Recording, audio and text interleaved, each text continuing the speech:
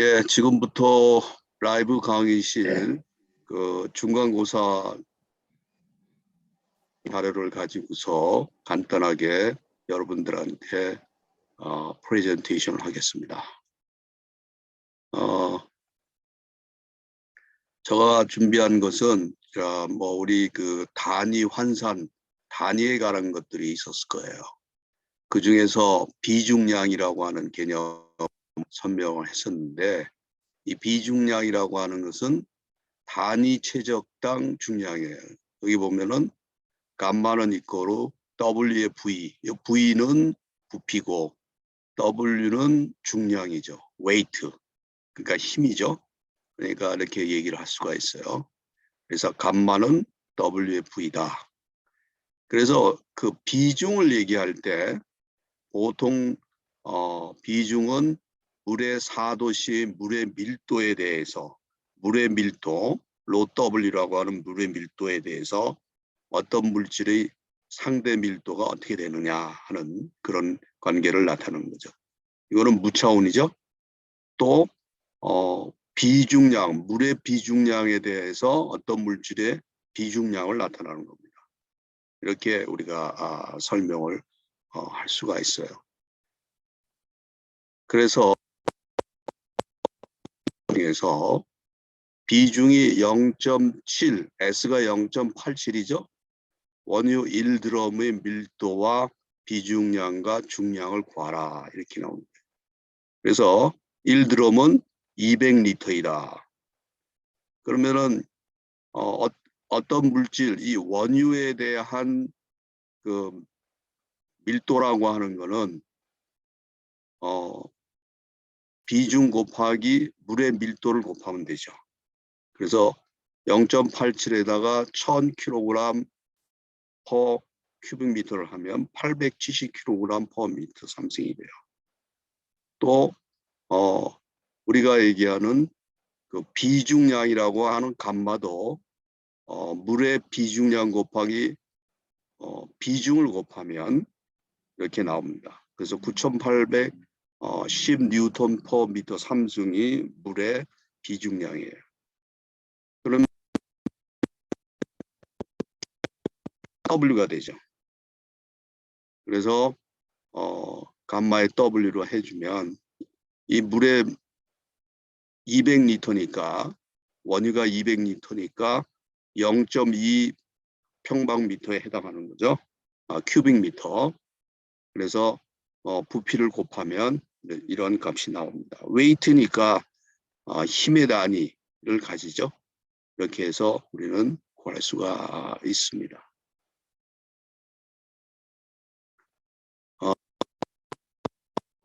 우리 표준 대기압이라고 하는 것을 설명했어요. 이게 왜 필요하냐면 단위를 환산할 때 필요한 거예요. 예를 든다면 1.0332kg per 스퀘어 센티미터라고 그러면 요거의 단위를 파스칼로 바꾸려면 어떻게 할 거냐. 이거 두 개를 같이 놓고 풀면 되죠. 또는 그거를 물의 높이, 이건 물 수주의 높이죠. 수주의 높이는 10.332. 이거 암기해야 돼. 1.0332 10.332 미터 에큐스 물의 높이. 이걸 간사하면 어떻게 되겠어요? 만약에 20 미터 에큐스는 몇 킬로그램이냐 하면 이건 2배니까 여기다가 2를 곱하면 되는 거죠. 그런 식으로 해서 단위를 환산할 때 쓰이는 거예요. 그러니까 요거를 우리가 암기를 해야지만이 서로 단위를 환산해 줄 수가 있는 거예요. 보통 킬로그램 올스 퍼 센티미터 자성을 물의 높이로 수온의 높이로 환산하고 또 영국 단위로 얘기하면 잉글리시 유니트로 하면은 PSI 파운드 퍼 스퀘어 인치로 계산하고 이렇게 단위를 환산할 때 쓰는 아주 중요한 이 표준 대기압입니다. 그래서 절대 압력은 국지 대기압 플러스 계기압. 만약에 진공인 거는 국지 대기압 마이너스 진공 압력. 유체 속에 있는 그 압력은 어떻게 되냐? P0 플러스 감마 H. 감마는 로지에 우리가 계산한다라는 것을 여러분들이 아시면 되겠습니다. 그 다음에 이제 우리가 그 르샤트리 법칙이라고 하는 것을 설명을 했죠. 왜냐하면 연소공학, 연소에 관한 가정성에서 예혼합 화염인 경우에는 미리 혼합체가 혼합이 된 다음에 폭발을 하는 데든가 연소가 되는 거죠. 그러니까 화염이 만들어지기 전에 프리믹스드 된다. 이거와의 반대 개념은 디퓨전해서 들어온다. 디퓨전 프레임이라고 하는 거 여러분들 알 거예요. 확산에 의해서 연소가 일어나는 그런 형태를 예혼합 화염이라고 얘기를 합니다. 그래서 르샤트리 법칙이라고 하는 거는 물질이 여러 물질이 있는 거예요. 가연성 물질이 A도 있고 B도 있고 C도 있을 경우에 그러한 혼합물의 가연 한계 또는 연소 한계, 폭발 한계를 구할 때 이 믹스처에 대한 한계치, 우리가 연소 한계, 가연 한계를 구할 때 쓰는 식이에요. 그래서 여기 보면은 서메이션 CFY라고 하는 건 그거는 그 혼합물을 형성하고 있는 그 물질의 분율을 얘기하는 거죠. 몇 퍼센트가 있는가, 볼륨 퍼센트를 얘기하는 거예요. 그다음에 LF는 만약에 메탄이 있다면 메탄의 LFL을 쓰는 거죠. 그래서 여기서 중요한 거는 뭐냐? 요 CFI에 있어서의 퍼센트라는 거는 공기의 양을 뺀 것만 하는 거예요. 즉 가연성 기체만을 대상으로 해서 퍼센트를 정하는 거예요. 예를 든다면 메탄이 30%고 프로판이 20%고 공기가 50% 있다고 생각해 보세요. 그러면은 30, 20, 50이니까 100%가 되는 거 아니에요, 혼합물은? 그런데 여기에 CI를 30, 20을 쓰는 게 아니라 공기 양을 빼고 그러면 메탄이 30%니까 가연물을 두 개로 했을 때는 52잖아요.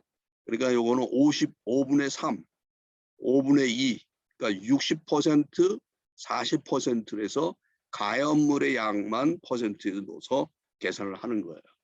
그렇게 해서 구하는 시기를 얘기한다는 것을 여러분들이 아셔야 되겠습니다.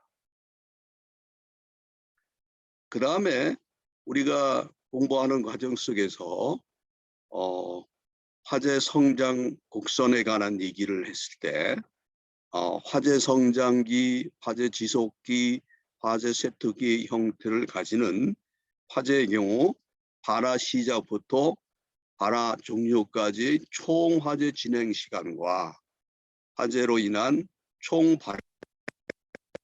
화재의 진행과 열 방출 속도를 나타내는 그림을 그리시오. 알파온이 0.08kW/m 자승이에요.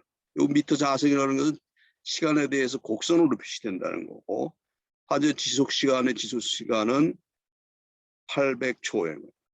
화재 그리고 화재 세티기의 화재 감소 계수 알파2는 50kW/m 자승이다. 그러니까 그래서 이거를 먼저 그림으로 우리가 생각을 하면 원래는 이 그림을 맨 마지막에 그렸는데 시간 방출 속도를 여기가 바로 Q 도트에 해당하는 거죠. 여기가 2500이라고 하는 것으로 주어지는 거예요. 그 다음에 요 177초, 977초라고 하는 건 여기에서 여기 사이가 요 117초도 구해야 되고 요것도 구해야 되는 거죠. 그래서 그것을 110초를 먼저 구하기 위해서 이러한 식을 가지고서 화재 성장기에는 알파1이 0이니까 이 화재 성장 곡선의 관계, 시간과의 관계는 T 스퀘어 파이어다. 그 도트는 알파의 T 자승임을 우리가 알 수 있어요. 자승이니까. 그래서 Q 도트는 알파의 T에서 T를 이렇게 루트로 씌워서 쓰면은 바로 이 요값이 0.08이었어요. 문제에서 0.08을 지워줬죠. 그 다음에 Q도트가 2500이었어요. 100권에서는 800초였으니까 그대로 써주고, 쇠퇴기에서는 또 어떻게 됩니까? 쇠퇴기에서는 여러분들이 보셨지만 요거는 50 알파 2 값이 화재 감소 계수 알파 2 값 와트 퍼 세크였어요. 그런 1차 함수를 떨어진다는 얘기. 알파 t로 해서 50초라고 하는 게 나오고, 총 화재 지속 시간은 다 더해서 1027초라고 하는 값이 나오는 겁니다. 그러면 거기서 발생하는 열량이라고 하는 것은 성장기에는 Q도트는 알파1의 T2니까 Q2는 여기서 인테그레이션을 취하면 되는 거예요. 0에서 170. 이 정적분을 구할 때 쓰는 식 그대로 써주는 거예요. 즉 여기에서 요 밑에의 면적을 구하는 거예요. 177초까지의 요 때의 면적을 구하는 거니까 이거는 0에서부터 177초까지 정적분을 해주면 되는 거야. 그 정적분의 식이라고 하는 게 바로 이거 아니에요? 금방 얘기한 0에서 177초까지의 t자승의 dt를 하면 알파1의 학교 때 이미 배웠던 기본적인 정적분의 값이란 말이에요. 아는 거죠. 그래서 0에서 170 하면 바로 147.873 메가줄이라고 하는 열량이 발생한다. 그런 사실을 알 수 있어요. 그 다음에 지속기에 대해서는 바로 직육면체니까 2500에서 800초를 곱하면 되는 거죠. 왜? 요것의 면적이잖아요. 요것의 면적이니까 요 밑변이 800초고 요 높이 가로 곱하기 세로로 해주면 되는 거죠. 그래서 가로 곱하기 세로 하면 요것의 면적이 나옵니다. 요거의 면적은 뭐예요? 요렇게 된 직육면체에서 반으로 나눠주면 되는 거죠. 그래서 반으로 나눠줬어요. 2500kW 곱하기 50세크의 2분의 1을 하니까 이런 값이 나왔죠. 다 더하니까 바로 이와 같은 값으로 표시되는 것을 우리가 알 수가 있습니다. 그리고 또 하나는 이제 우리가 2m인 경우 높이하고 화염의 높이하고 영 발충 속도와의 관계를 나타내는 식 중에서 NFP 921에 나오는 식이 있죠. 바로 이 식이에요. Q도트는 K의 79.18의 HF의 2분의 5승이다. 조사를 할 때 이게 도대체 어떠한 물질이냐 또는 화염의 높이가 열량이 어느 정도 나왔을 것이냐, 이것이 유류에 의한 화재구나 목재에 의한 화재라는 것을 알 수가 있는 거란 말이에요. 그것을 구할 때 쓰는 겁니다. 2m를 하니까 어떻게 되겠어? 요 K값이라고 하는 거는 벽에 떨어져 있는 경우, 이게 중앙에 있으니까 1을 써준 거지만 만약에 이게 두 벽에 면하고 있으면 4를 써주고 또 화염이 벽에 면하고 있으면 2를 써주는 거고 적은 열량이 나온다 하는 것을 시간 다음 발생하는 영 발주 속도가 이러한 식에 의해서 계산이 된다라고 하는 사실을 여러분들이 아시면 되겠습니다. 여러분들이 공부하는 방법은